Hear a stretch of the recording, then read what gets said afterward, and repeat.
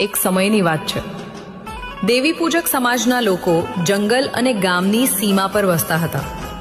ગામના લોકો તેમને બાઘરી કહેતા. આ સમાજના લોકોની સૌથી મોટી તાકાત તેમના તીર, કામઠા અને ભાલા નહીં, પણ તેમની અડગ આસ્થા હતી.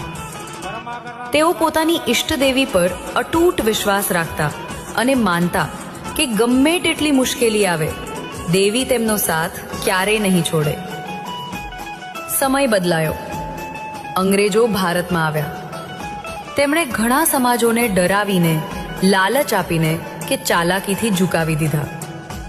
પણ જ્યારે તેઓ દેવી પૂજક સમાજ પાસે આવ્યા અને તેમને નીચા પાડવાની કોશિશ કરી, ત્યારે આ સમાજના વડીલોએ છાતી કાઢીને કહ્યું, અમે ક્ષત્રિય છીએ, અમે દેવીના સંતાન છીએ, અમે લડીશું પણ ક્યારેય ઝૂકીશું નહીં, ભલે પછી અમારા પ્રાણ કેમ ન જાય.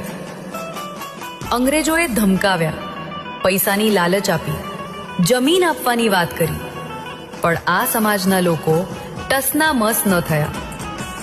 તેમણે પોતાનો ગૌરવશાળી વારસો અને માથે રહેલો દેવીનો હાથ ક્યારેય ન છોડ્યો.